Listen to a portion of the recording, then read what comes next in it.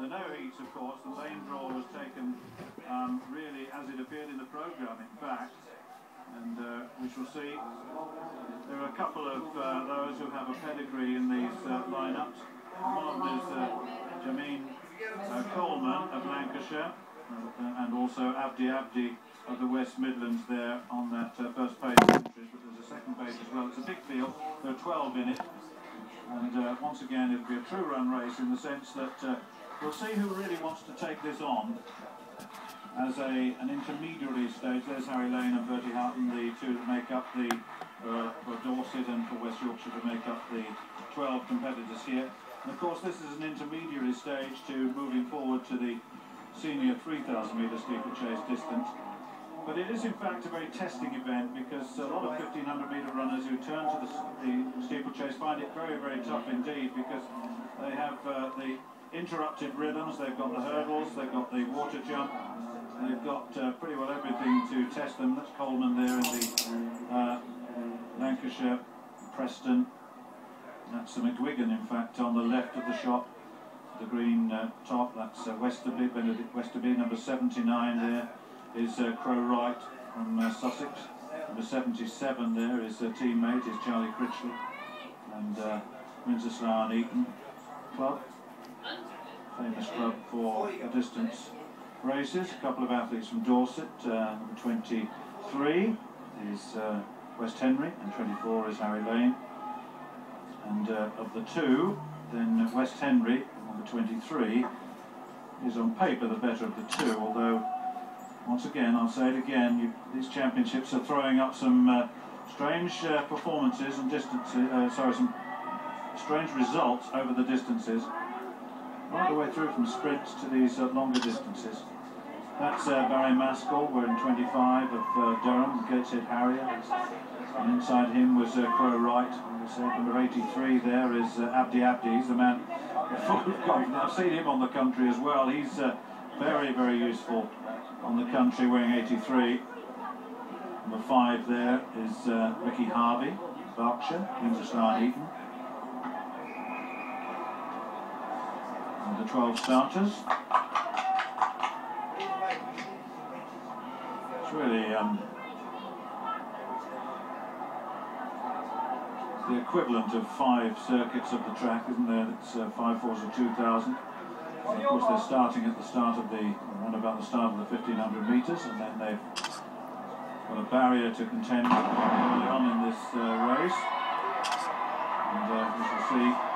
Abdi looks as though he wants to take this on, and Houghton right on the outside coming across, and also wearing number 43 there.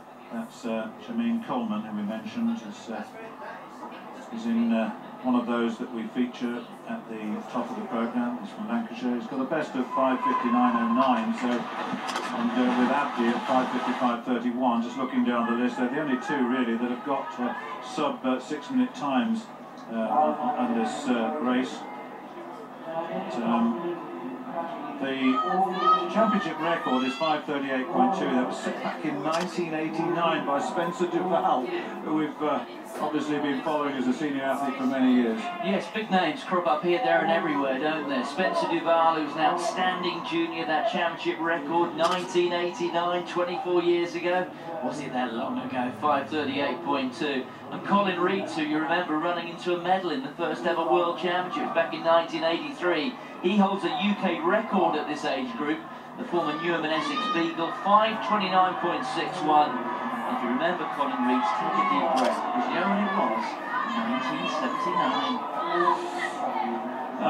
Well, the lead certainly being held by Jermaine Coleman. He's determined to establish the tenor of this race, the English under-20 champion at 3000m steeplechase this season, incidentally. Second in the English schools last year, so he'll want to make amends for that, won't he? And Abdi in third place as they go. He's one of the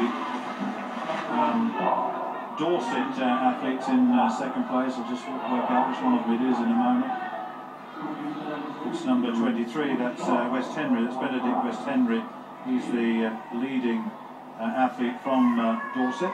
And one of the peculiarities we see about Birmingham, because it is becoming more and more of a peculiarity, is that outside water jump. There's the water jump on the outside of that bend at the far end of the stadium. If you're relatively new to track and field, you'll notice that more often than not it's on the inside of the top bend, but here it's on the outside, which means that every circuit of the track is just that little bit longer. It's more than 400 metres. Yes, it is. That was hence the start at what one would consider to be the start of the 1500 metres. And the rhythm breaking element of this race, which is brought into play by the water jump you've just mentioned, and also the barriers as well. And certainly there is no change in the leading three at the moment. In fourth place is Rowan Preece of Somerset. I must mention him. He's got a best of 6:02. And coming out to the water now. Let's have a little look at the technique of these youngsters as they come into the water. Soggy shoes after this, isn't it? Have a look at the techniques over. That was a pretty in-depth landing that time. I'll tell you what, Stuart, if you compare the performances here with some performances we see on the commercial circuit, on the Diamond League, the way a lot of these East African athletes take the water jump, in terms of the technique book, really you can throw it out, but technically these guys are good over the water barrier. 1 foot on, 1 foot off and into the water and out of the water jump. It's very efficient. You don't lose too much momentum. It's one thing when you watch a lot of these Kenyans who are clearly outstanding in this event, but they sometimes make a terrible haulage at the water jump. Yes, they do. And at the moment now we've got Jermaine Coleman leading, Abdi in second place. In third place is Rowan Preece. Behind Rowan Preece, Benedict West Henry, just losing his ground to Ricky Harvey of Berkshire there, who's a Slough now big tall figure in the all blue. He's now in fourth place. And just watch the clock. As I say to you, the records here are quite astounding, and set back as Colin Reeks, who was one of our top steeplechasers, 5:29.61 in 1979. I mean, you've made that point, it's worth repeating. And all of a sudden there, Benedict West Henry finds himself off the back of that leading group, and once again all of a sudden Jermaine Coleman just opening out a little bit of a gap here, followed by Rowan Preece. Now Rowan Preece has got a best of 6:02, so the sort of pace they're running at, it'll be well within his compass, and he will look as they will hear the bell this time as they go in, and it really is going to be a very, very quick last lap, I think. There's a lesson to be learned from the experience of Colin Reeks, is that you go all the way to the finish line. 4 years after breaking that record, Reeks won a World Championship bronze medal on the strength of a fella called Henry Marsh falling over at the final barrier. So this event is not won until the athlete is over that final barrier and across the finish line. Yeah, we must mention Bertie Houghton as well of West Yorkshire. He's in that, in fourth place now at the moment. And he's just opened up a gap over Ricky Harvey, but certainly the subtle increase in pace by Jermaine Coleman has done the damage, and there's no way that they're going to catch this man, surely. Abdi's now in second place. In third place is Rowan Preece, but he's being overtaken now by Bertie Houghton as they come into the water jump, and see who comes off that the better. There's one more barrier to go for the man en route to a gold medal, unless of course he comes to grief on this barrier, and that's happened, I've seen that before. No, he's clear. That was a safe clearance, wasn't it? He's absolutely softly moved away and destroyed the field. So Jermaine Coleman is coming through, and it is pretty quick actually. 5:52, and in second place, that's Bertie Houghton coming into second place, I reckon. And in third place is Abdi. Then in fourth place is Preece, and behind Preece is Ricky Harvey. That's how they finish. But 5:52.30. Is a personal best by a considerable margin. That's about 6 seconds.